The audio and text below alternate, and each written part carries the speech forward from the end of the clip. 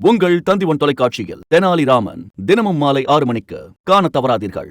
தீர்ப்புகள் திசையை மாற்றிவிட்டதாகவும் இரட்டை இலை சின்னம் தொண்டர்களின் கைகளுக்கு வந்து சேரும் என்றும் கூறி தனது அரசியலை தீவிரப்படுத்தியுள்ளார் ஓபிஎஸ். இது குறித்தான ஒரு செய்தி தொகுப்பு உங்கள் பார்வைக்கு. நிலுவை வழக்குகள் முடிவுக்கு வரும் வரை அதிமுகவுக்கு இரட்டை இலை சின்னம் ஒதுக்கக்கூடாது என தொடரப்பட்ட வழக்கில் ஓபிஎஸ் கருத்தையும் கேட்டு முடிவெடுக்க வேண்டும் என அண்மையில் சென்னை உயர்நீதிமன்றம் உத்தரவிட்டிருந்தது. இந்நிலையில்தான் தனது அரசியல் பணியை தீவிரப்படுத்தியுள்ளார் ஓபிஎஸ்.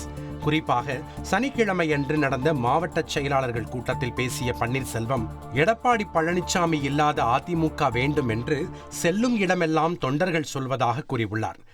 எடப்பாடி பழனிசாமி இல்லாத சூழ்நிலையை நீங்கள் உருவாக்குகின்ற இன்றைக்கு தொண்டர்களும் பொதுமக்களும் போகும் இடமெல்லாம் சொல்லிக் கொண்டிருக்கின்ற ஒரு சூழல் இன்றைக்கு உருவாகி இருக்கிறது.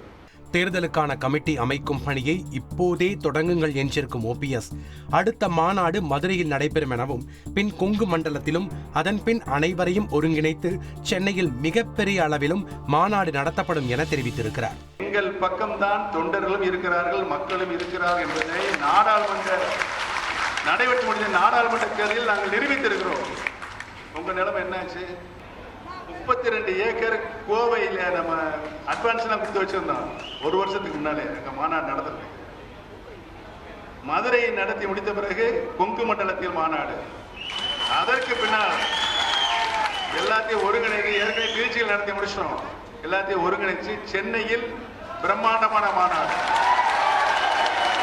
வாகைக்கும் ஈகைக்கும் பழக்கப்பட்ட அதிமுக தொடர்ந்து தோல்வி முகத்தில் இருப்பதால் மாற்றம் வருமா என்பதை பொறுத்திருந்து பார்ப்போம் என கூறியிருக்கும் ஓபிஎஸ், இரட்டை இலை சின்னம் இறுதியாக தொண்டர்களின் கைக்கு வந்து சேரும் என கூறி தனது அரசியல் பணிகளை தீவிரப்படுத்தியிருக்கிறார். உங்கள் தந்திவன் தொலைக்காட்சியில் தெனாலிராமன் தினமும் மாலை 6 மணிக்கு காண தவறாதீர்கள்.